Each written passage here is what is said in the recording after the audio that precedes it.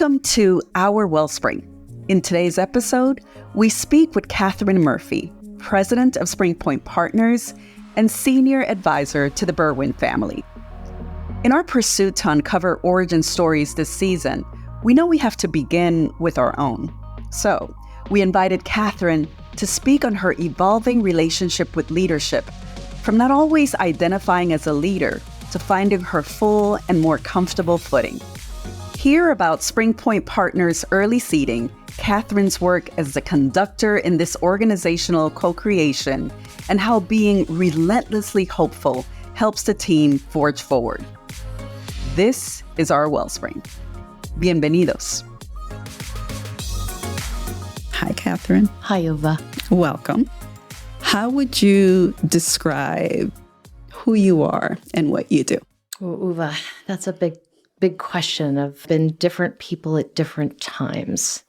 And so if I'm going to wind back, maybe we can start about what motivated me from a young age to do what I'm doing. So youngest of 5, grew up in a family where there was quite a bit of addiction. So it was a tumultuous upbringing. Can I go personal like this? Absolutely. Okay. And so at the age of, 14 or 15, I was working, and my grandfather really recognized that it was time to kind of get me out of Dodge a bit and just to get away from the situation. And so he found a family in Spain where I was going to go for the summer. And I landed in this tiny little town called Segovia, and I was living with a family of 5 in a 2-bedroom apartment. I had the most glorious summer ever because my world opened up. It went from being very small with a lot of friction to international, to big, to loving, to stable, and to seeing parts of the world and people that I couldn't even have imagined. And it was at that point coming back that there was just something that happened, some spark that I recognized that's what I wanted to do in the world at that point in time, which was to spend it overseas and particularly work in parts of the world where humanitarian assistance was needed and or there's democracy building or just some need. When I got out of college, I was fortunate enough to have 2 job offers. One was at National Geographic, and the other was at an affiliate of the United Nations called the International Peace Academy, and it was the training arm. And so I started in New York City working for $16,000, but basically for 5 years I traveled all over the world. Started in Africa, went to El Salvador, Russia, but everywhere I went, it was not only the ability to sort of be part of communities and see people and customs in the world in such a different way, but it shaped who I was when I came back. From there, it set my career. It was there that I recognized the role of strategic grant making in helping to make really important social change. Again, at that point, I still was going to go on to go overseas again, but then children came along and life, and Philadelphia, which I was only going to stay for a couple of years, became hometown and magnificent place.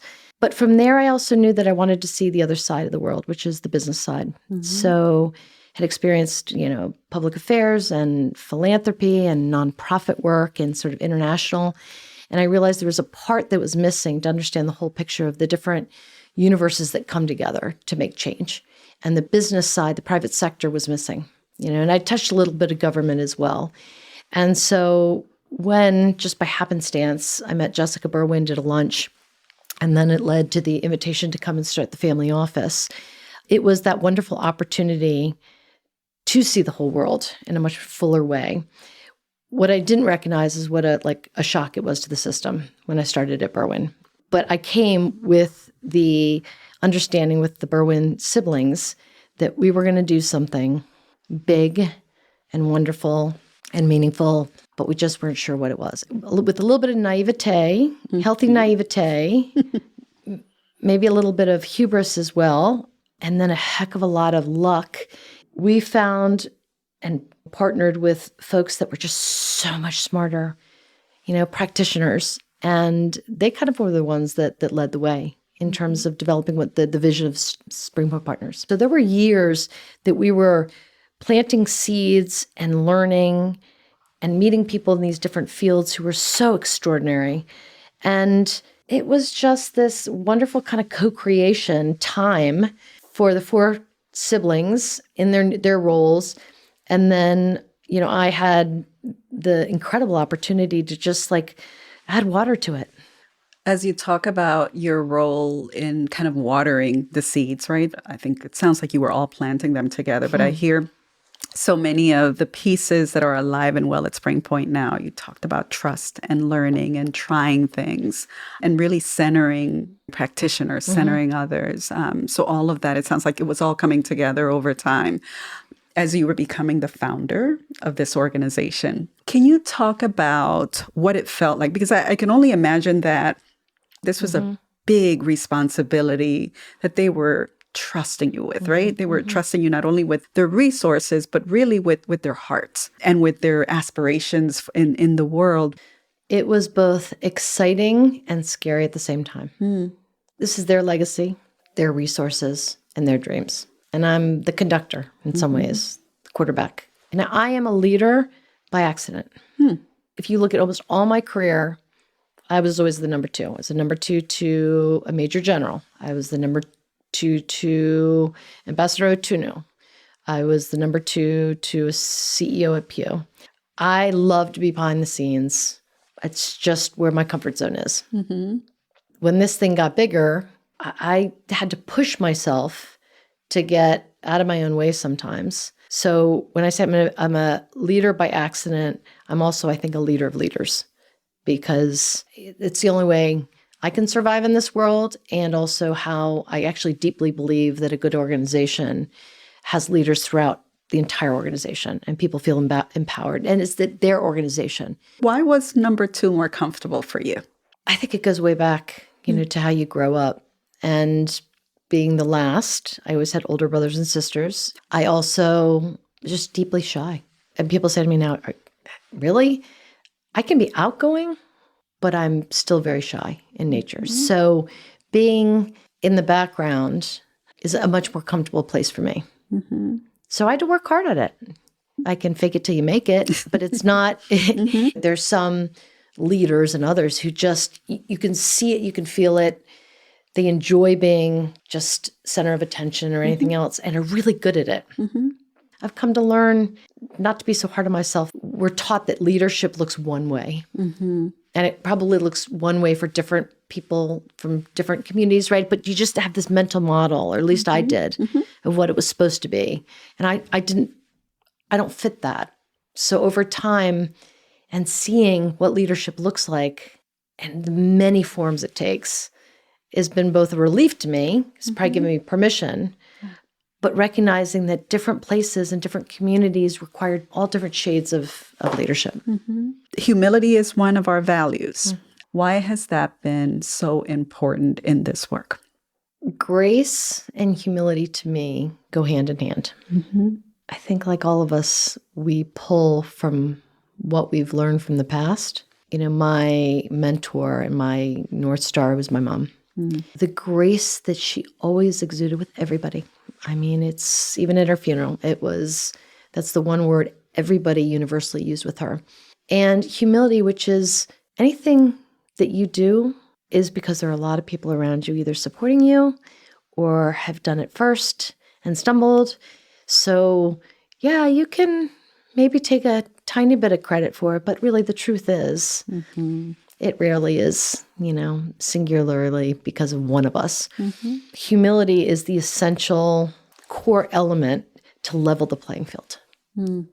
There are times, like it's natural. We have got such talented people everywhere, our partners, our team. So it's easy sometimes to forget, but it takes a village to make things happen.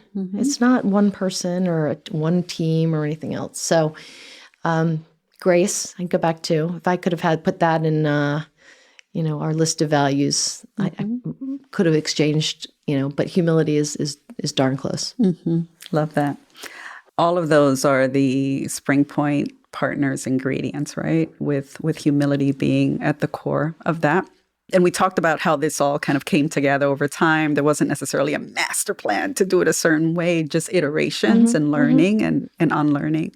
Today, how would you describe Spring Point Partners? What did you create? Well, what did we create? We created a nimble, gritty, funny, determined, justice-seeking team, partners inside and out, that are deeply committed to creating some justice in this world. The inequalities today are so much worse than when we got started. It almost gets harder and harder given what's been happening in our world, which makes it all that much more, why I think we get more and more determined. But I think we match the determination with a lot of lightheartedness in order to keep it real, because it gets hard, it gets heavy. I mean, Uva, there are days where it's just, you kind of feel like you're beating your head up against a wall on some things because the structural inequities go so deep and the work gets overwhelming. That being in it together and going at it harder has to be balanced with self-care, which we talk a lot about. How do you make sure you have that balance of going home to your family or to your dog or, to your friends and walking away from it and replenishing yourself? I love that when I ask what you have done, you remind me it's what we have done, right? And you keep going back to this idea of co-creating with the team. So I want to reflect on the fact that you have been able to bring in some really bright, just driven and committed people who really care about the work that Spring Point does. And you create the space for them to do the work in ways that make sense for them. I was the very first employee ever.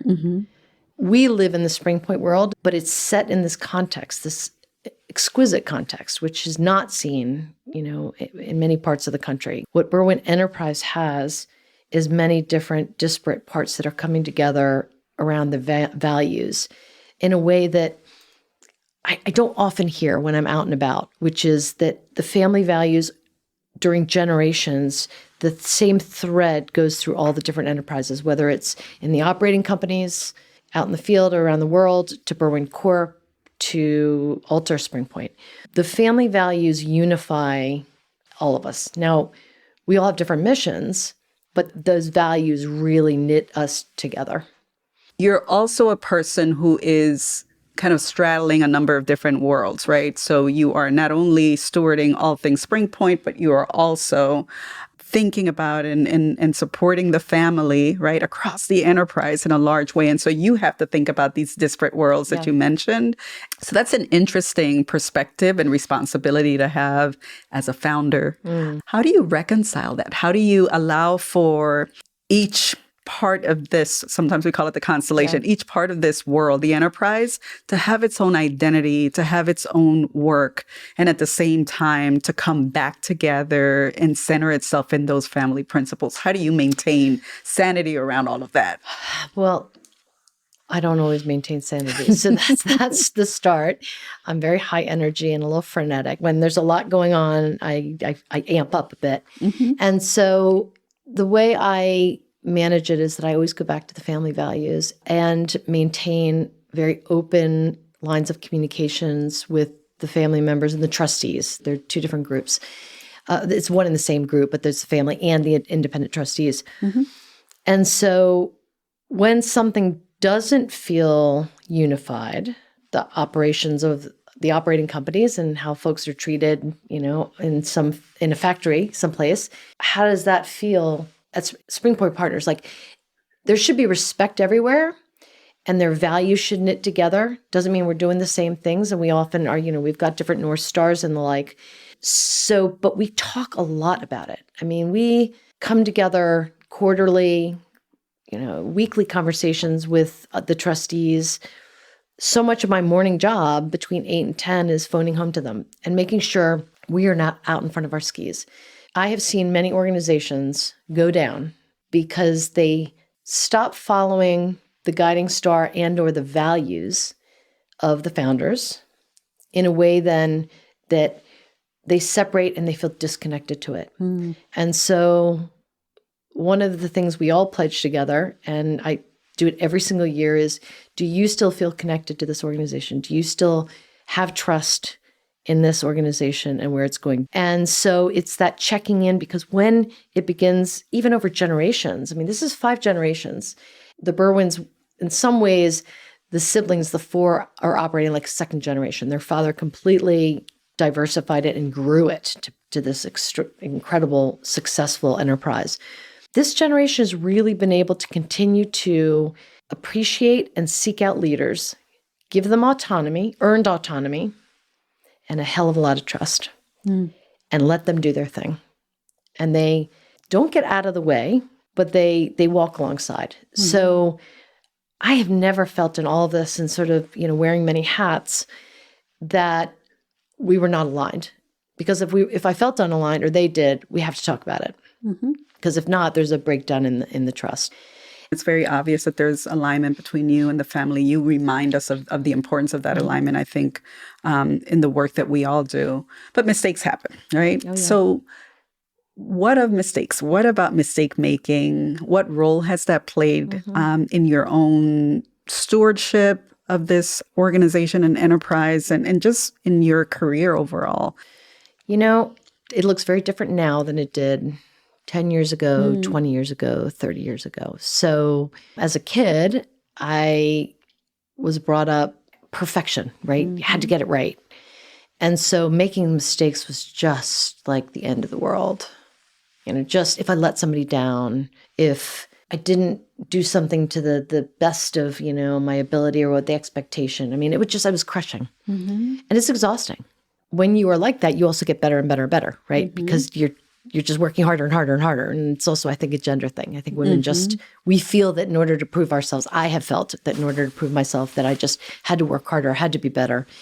And when I got to Berwind, the four, especially Jessica, would always laugh at herself when she'd make a mistake. And I remember thinking how joyful and how refreshing that she could she could absolutely say something, do something, she'd forget something, and it was like, or I would, and she'd laugh. And it was the place which just started to crack, which is like, okay, you can have a culture where you can certainly laugh at yourself, and it's not the end of the world. It's just, they were hard on themselves to a different degree, but certainly for me, and then for everybody else. And I hear them over and over again. It's like, okay, what do you learn? What have you learned? And we do our grant making around honesty about our partners coming in and not selling, but just saying, this is what we need. This was horrible. This, last year sucked. Whatever it might be. I did not know that coming in. I never felt it. I needed to see it and feel it and trust it. So, I just said to my daughter this morning, look, you don't learn from all the great stuff you do, It's sometimes when you really feel lousy and you just, look at it, think about it. So, but it's a bit of time. And I'm also close to 60. So I do think that, the older you get, the wiser you get, and you're able to sort of look at yourself and just be a little gentler. And so when you can do that with yourself, then you sure as heck can and should be doing it with others. Final question. There's a lot behind us and a lot ahead. What do you want Spring Point to be relentless about in this new year? I hope that Spring Point Partners is relentless with its hope. It's hope that the impact and the work we are doing with our partners is making a difference. My hope is that we can see things like the racial wealth gap changing, seeing children in schools and in classes having, mentors and teachers that they can identify with and that can embrace them for who they are and the kind of learning that they do and that they need. But for this team to tangibly see what's finally coming to bear right now, because where we are in our evolution, we started strategies, we refined, and now, and then we added to our team. We've got a full complement, got extraordinary people inside and out. And so we can go really deep now, and we can make a lot of change in ways that we haven't been able to in the past because we just weren't fully baked. And we were changing and we didn't have all the kind of the elements. We've got all the pieces of the puzzle right now. And it's just believing in it, keeping up the hope, and just going at it relentlessly. I do believe it is going to get harder. You once said, once you see, you can't unsee. And as a team and as an enterprise, I think we're continuously seeing what I wish we weren't, but we are, and we got to do something about it. And so SpringPoint Partners is positioned with our partners in the field to just go at impact so hard and relentlessly. And I want this new year also to be about self-care, because you can't do it. You can't do it all. And it is people first. I mean, you go back to that original value. People often ask me, what is it that you're going to remember the most? Like, what are you going to be most proud of? And everybody's always surprised when I don't say impact, but I say it's the people, because it's all those people that are doing the hard work. I'm not doing it. I'm blessed by having those folks, who are going hard. It's the team, it's the communities, it's all of those that we kind of, lock arms with. And that's what gives me the hope. Thank you for listening to this episode of Our WellSpring. This episode was produced by SpringPoint Partners in collaboration with Witty Gritty and edited by Andrew Gormley. If you have thoughts on the conversation you just heard, want to share your own story, or if you have ideas on what we should talk about in future episodes, please check the show notes. You can find us at thespringpoint.com. Until next time, hasta la próxima.